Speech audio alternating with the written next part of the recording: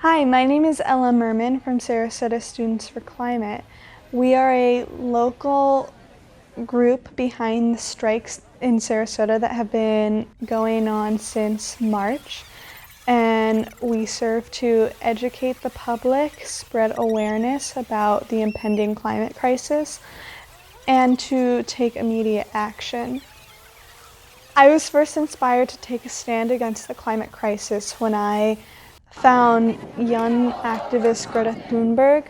She's a 16-year-old who was born in Sweden and started striking from school on Fridays in August of 2018 and has caused a global youth movement to arise where millions of youth strike from school every Friday. Our organization is focused mainly on sponsoring the strikes in Sarasota.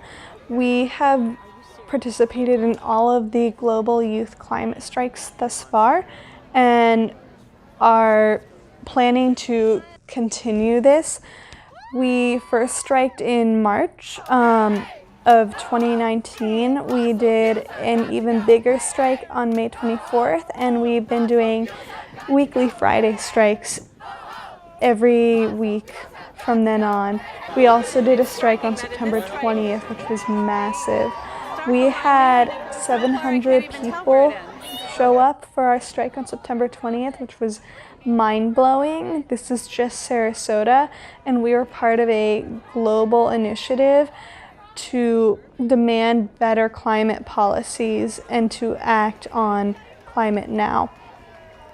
We were only expecting 120 to maybe 200 people, and we were just astonished that so many people were showing up to support our future, to support a sustainable world and a sustainable future. We got so much media attention, it was fantastic. We were on the front cover of the Sarasota Herald Tribune. We were also featured in the Bradenton Herald Tribune, the Critical Times, ABC7, WSLR, and many other local freelance journalists. We had 4 speakers.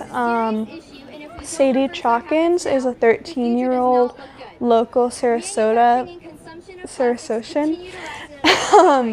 She has been working towards reducing plastic in Sarasota and has lobbied several restaurants and local businesses to reduce their plastic waste. An example of how much change can be caused by a young girl. Pollution a threat to our marine ecosystems, it is also a huge contributor to climate change. So the question becomes, how can we decrease our plastic footprint? Most importantly, we must eliminate single-use plastic immediately.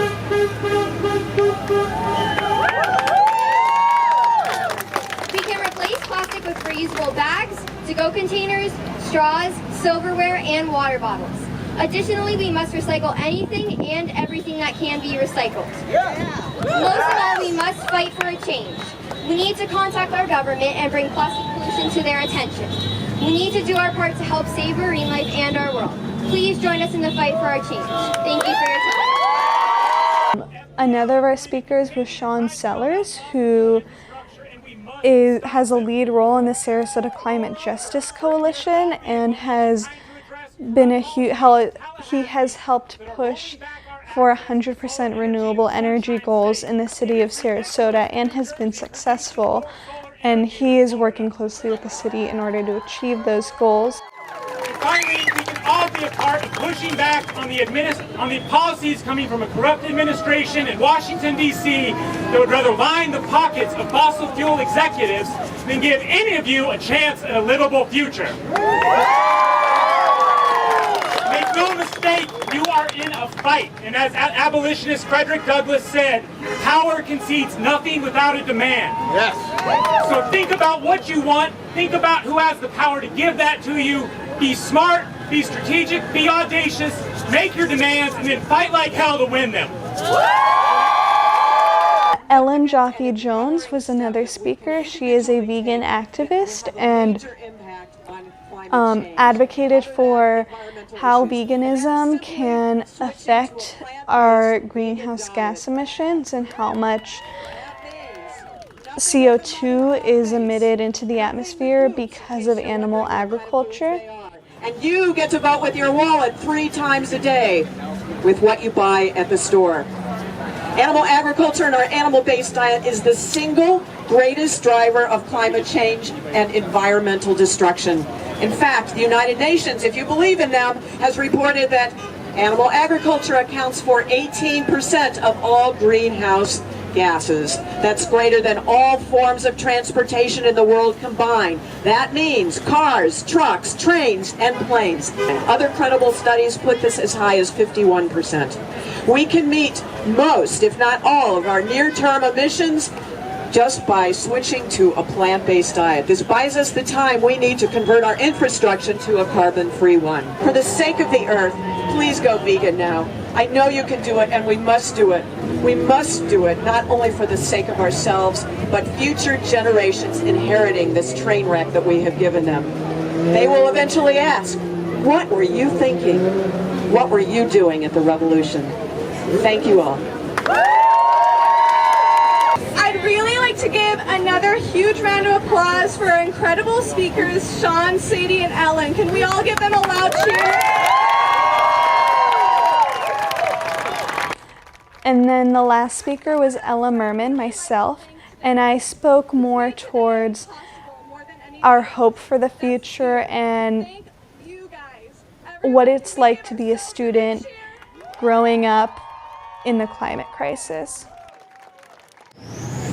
I'd like to tell you about my 6-month journey as a climate activist. I've gotten a lot of mixed responses about climate change, but I only want to talk about one. That response has been, what one person does as an individual doesn't impact anybody else. Let's take a step back. I'm sure all of you know who Greta Thunberg is. She's my personal hero too. And she started, this is her 57th week striking. Just over a year ago, she woke up one day and decided that she had had enough.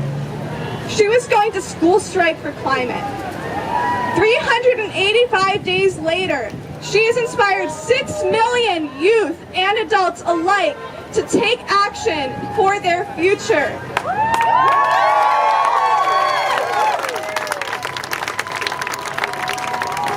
While the unity of us all is incredible, I want to take a look at all of the individuals. This 6 million and growing youth movement is not comprised of all of us as a bond. It's comprised of individuals deciding one day that they have had enough and they are going to take a stand and advocate for their future.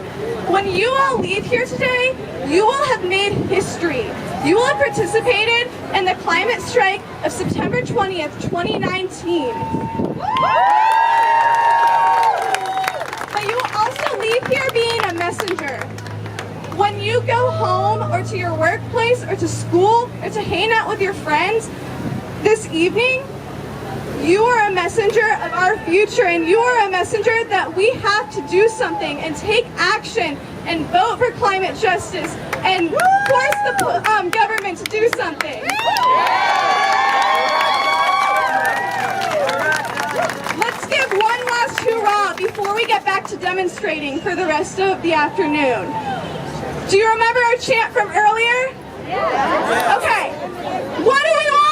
Climate action! When do we want it? Now! When do we want? Climate action! When do we want it? Now! One more time! What do we want? Climate action! When do we want it? Now! Thank you, Sarasota! Hey, during the Second World War, America was involved from 1941 to 1945. In 1941, Detroit produced 4 million automobiles. In 1943, they produced 0 automobiles and 4,000 tanks a month. During the course of that 5 years, air travel advanced from propellers to jets to rockets. Bombs advanced from high explosives to nuclear. Don't tell me that we need 30 years to transform our energy system. Don't tell me that we need 10 years to transform our energy system. All we need to do is make up our mind to do it. Eco-anxiety is a leading cause of of anxiety in teens. And many people don't realize this, but we are terrified. We are terrified of what the future will bring, and we are scared to bits and pieces of what the world will look like in 50 years and what it will look like for our children. Thank you so much for watching this video. We hope that you will join us standing in solidarity at our next strike on December 6th. Sincerely, Ella Merman.